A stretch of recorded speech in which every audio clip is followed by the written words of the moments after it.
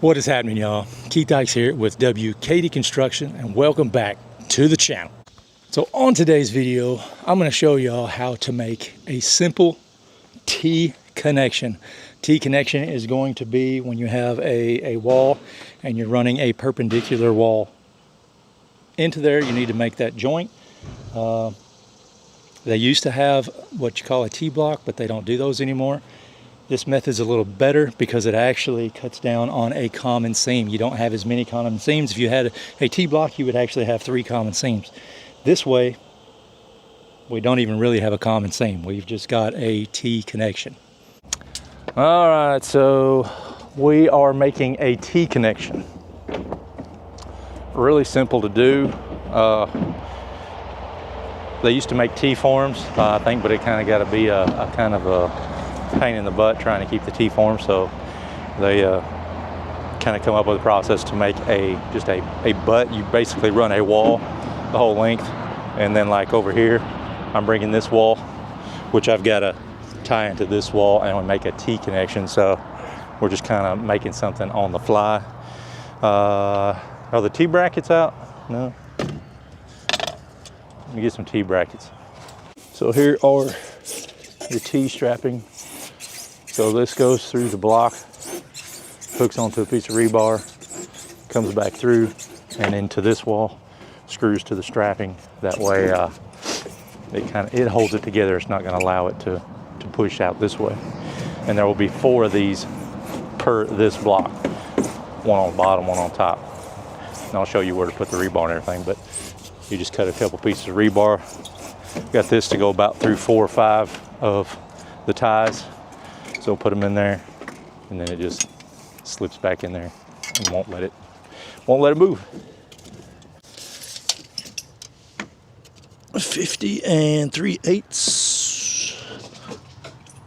Yeah, 50 3/8. So if you're watching this video and you would like to see how we actually built the entire Nudura foundation, I'll put a link up here and you can go back and check out how we did that. So there's the tab really close to the edge of my form. I'm going to leave this one on there and cut this one.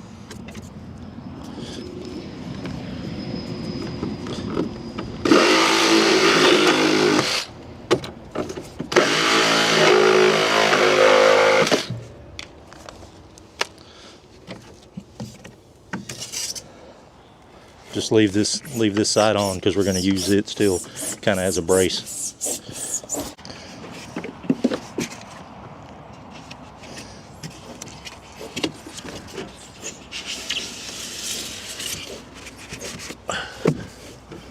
Let's see, my hair long, little too long.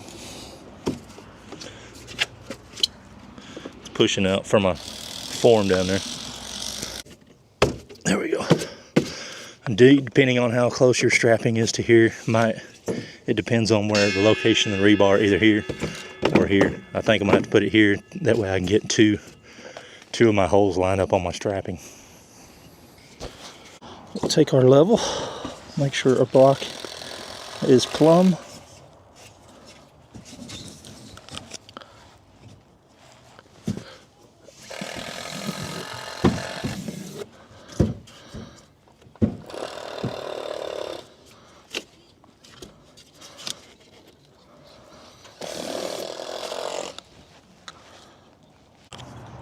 And then our slot location is approximately around 4 inches, and then 10 inches from that mark, so 4 and 14 from the top approximately. Get you pretty close.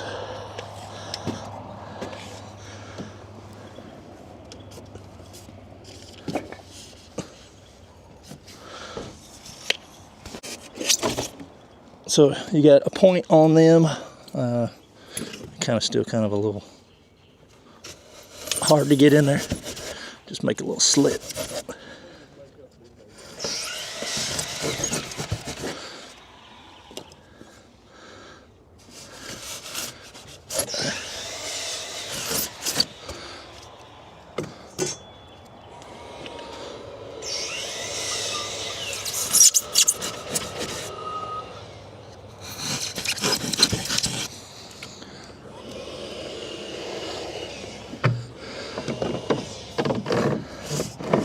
So this will go in between the webbing right there.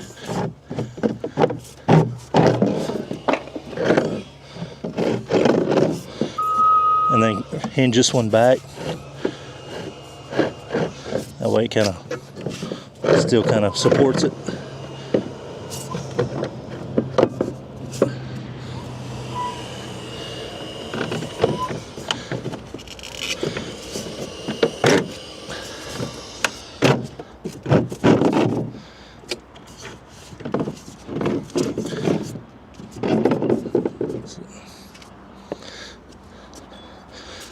It doesn't really matter if it's up or down, I guess just however it fits.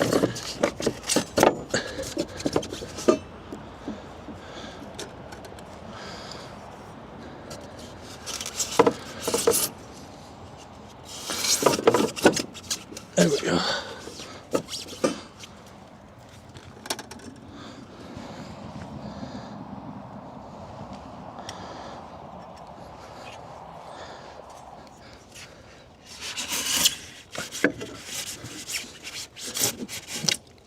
That one's just a hair too low.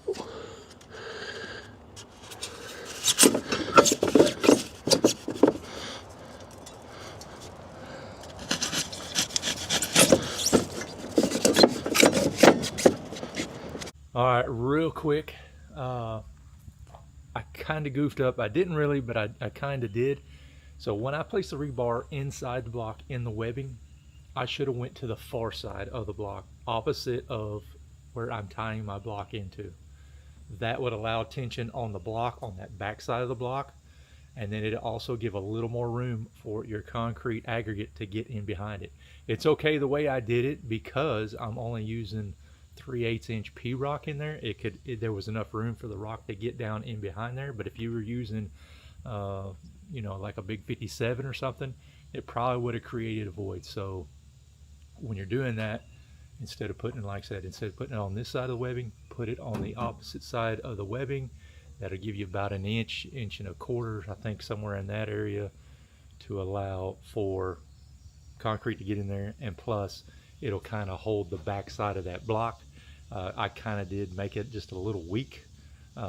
You might, if you had a tall wall, you would probably have to do some extra blocking if you did that as I did it. But I did a short on the video. I had a guy reach out from Nudura and kind of said I didn't do wrong, but it could have been a little better. So just take that as a mental note. Go on go put your rebar on the opposite side of where you're tying your block into.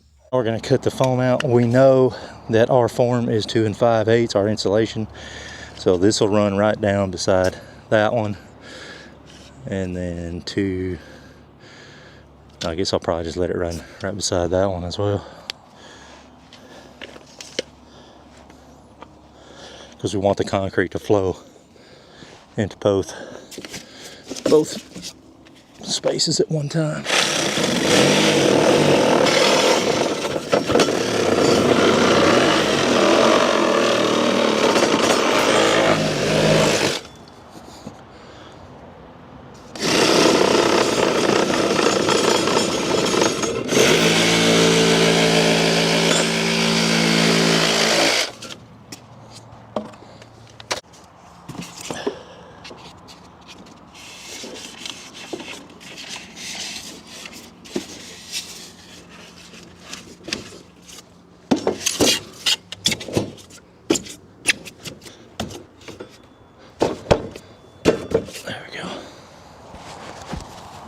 All right, then we're ready to fasten.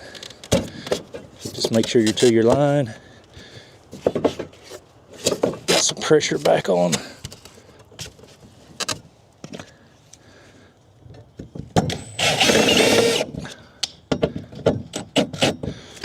On your strap and just screw them.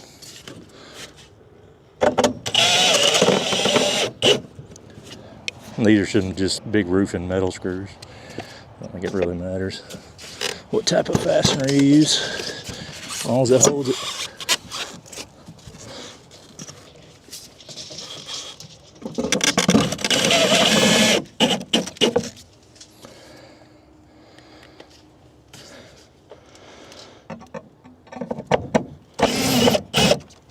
fell off.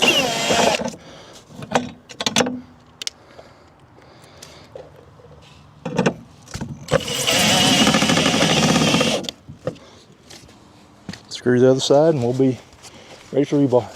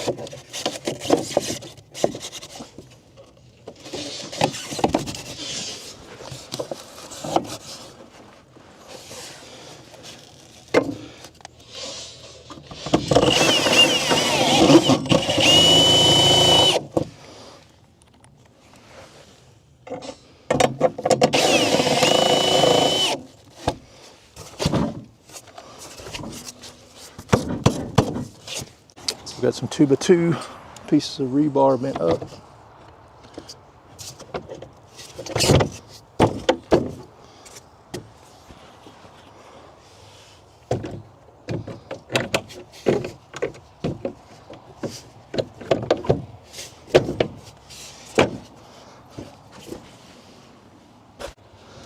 Now we got to do a little bracing. I've got my bracing over on this side. Make sure you're plumb this way. Make sure this block is plumb that way, because you don't want to get that out, because this is a hard connected joint. You won't be able to adjust it at all. So make sure you're good to go with everything. Look pretty good right there.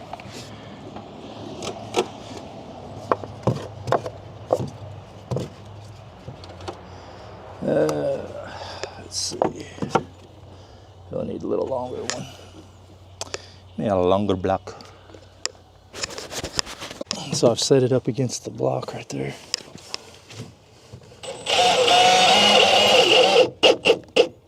That way the block's not going to move laterally.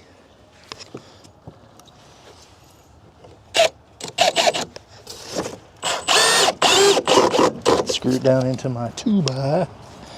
Give it a little hold.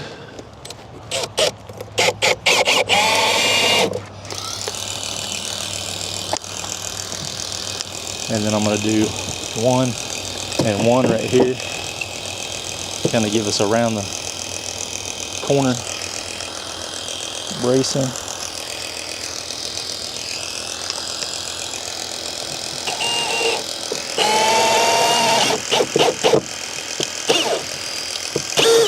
Oh, strip.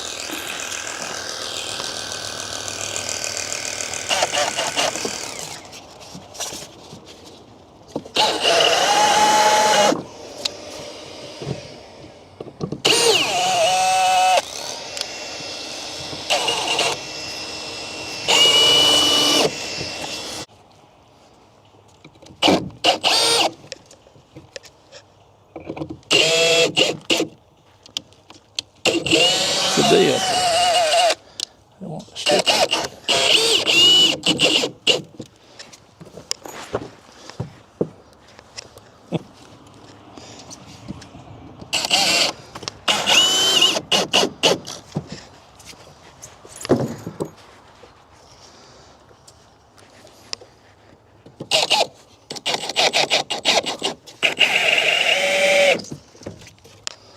So that's a very rigid joint actually. We should not have any issues with blowouts.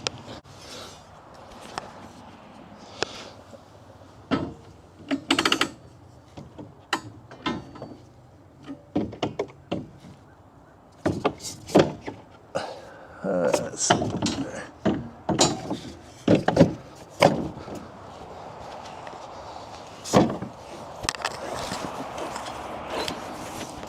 Put our last piece of rebar, and we will be ready for the next layer.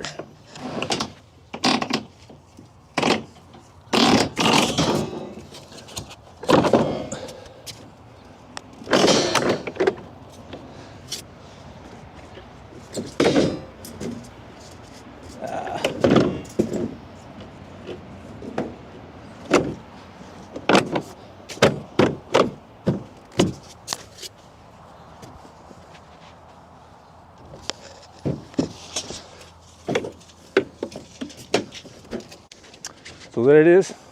That's how you make a T-joint on the Nudura ICF system.